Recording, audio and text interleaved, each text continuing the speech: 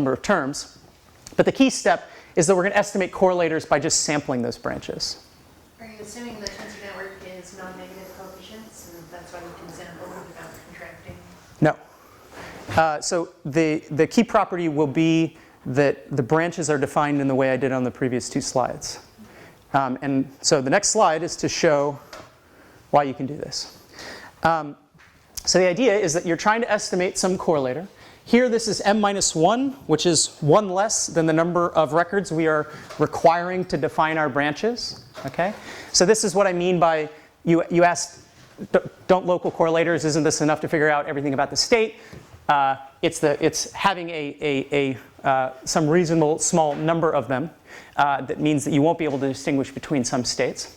Okay, so here we have, these are, just as an example, these are some of the regions which we might have information. I've just picked one observable, but of course our branch decomposition will have many observables to it, but the basic idea is very easy to illustrate with just one observable.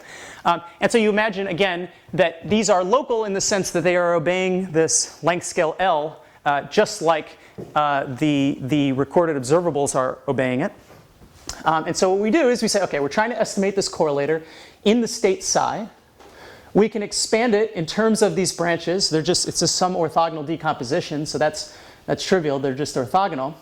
But then the idea is that, right, this branch, the psi I subbranch, is supposed to be an eigenstate of one of the projectors associated with one of these, the values of a redundantly recorded observable. Now, it is an eigenstate of all of them, right? But the key idea is that I can always pick one as long as m is less than 1, and these are spaced out enough, meaning I can't have one guy that is covering 6 of them, because this is what the spatial requirement says. I can always pick at least one guy that commutes with everybody. And then that means I can just commute him across here just because he's spatially distinct. And then when I bring it here, it annihilates, and then we're left with just a single sum over the branches. And so now this turns into a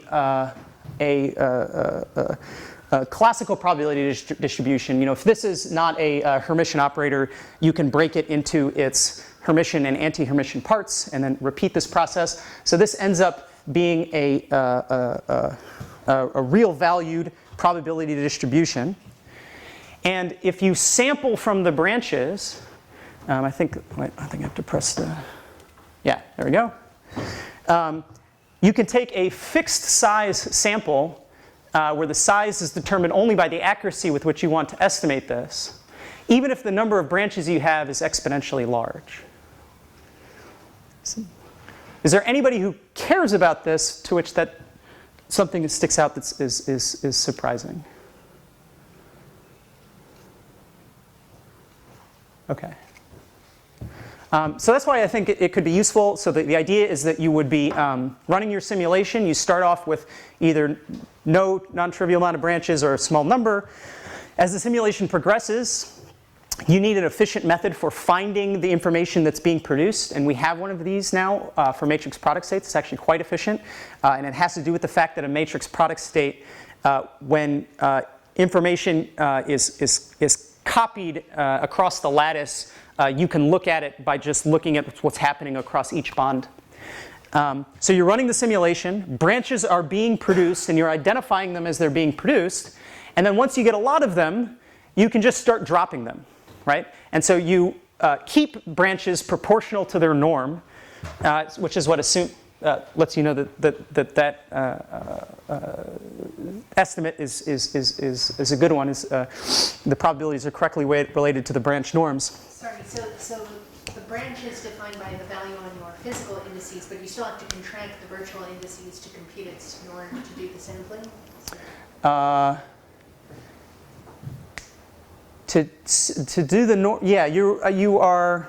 Let me think about this. Say it again, please. So the bond dimension is increasing as you time evolve? No. So the bond dimension is staying fixed. The idea is that we're assuming we're starting in a state with low long-range entanglement, and therefore we can well approximate the state with a reasonable bond dimension. we'll give it some buffer, so we have some extra bond dimension. As the state evolves, it is going to be generating these branches. Giving it a full description would require a large bond dimension, but as we truncate, that will no longer be necessary.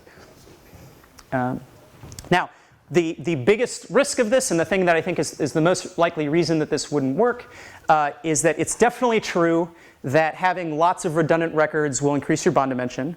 What's not obvious is whether, if you get rid of all of those, you get rid of all of that long-range entanglement, or you're only getting rid of small amounts of it. And if you're not getting rid of enough of it, then it doesn't help very much. And so that's one of the major questions. It motivates thinking about a generalized definition of branches that captures this as a special case, but would hopefully cover all of that. But totally don't know right now. Yeah. Okay, but anyways, so the idea is that you produce all these branches. The number of branches is growing exponentially. And you just start throwing them out so that you only never have more than some reasonable a number that you can keep in your computer. And then you will be still able to estimate correlators. So I think that's, yeah, I'm not going to go through the actual structure of how this shows up in an MPS. Yeah, I think this was all intended for the tensor network people. So I'm going to call it there, and thank you very much for paying attention.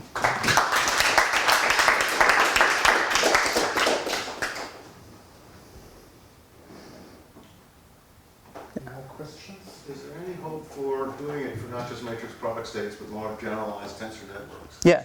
And I don't think it's very satisfying to say, well, I've got this wonderful theory about how things become classical, and I can even compute on it, except only for things in a line. Yep. I totally agree. Everything with tensor networks becomes harder in 2 dimensions. Our block finding algorithm becomes, it's less obvious how to extend it. The key thing, again, is that if you have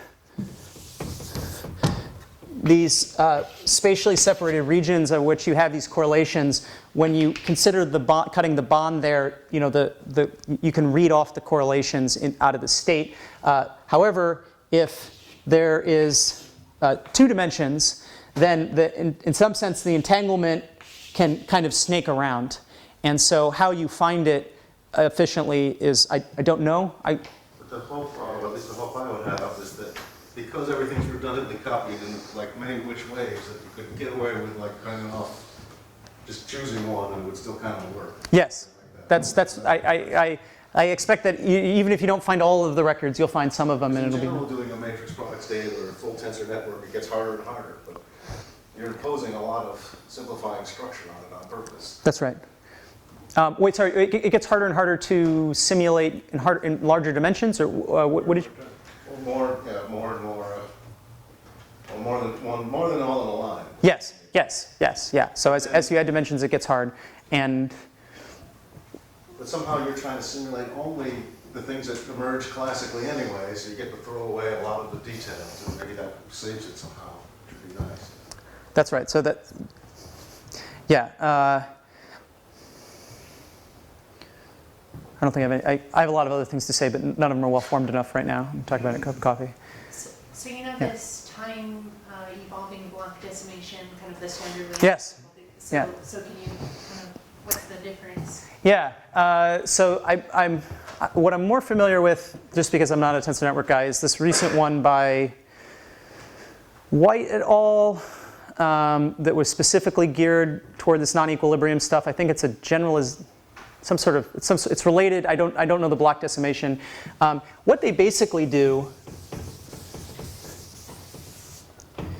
is they go around the lattice, and I guess I'll do the standard tensor network diagram here.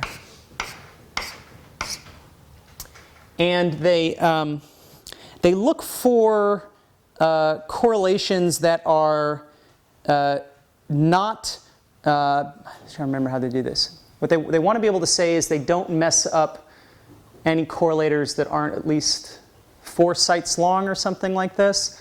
And they basically look for information that is, God, sorry, it's been a month since I've thought about this stuff, so I don't think I'm going to be able to say anything very useful. They do something I think that is spiritually, or I think they're grasping at it, and they just don't have the physical intuition for the. I think that our way will work better. But it is something like this. They are not considering many copies, and they are not considering long-rangeness. It's something that only works over like 3 sites. And so they're able to use this to guarantee that they don't mess up any correlators for 3 sites or less.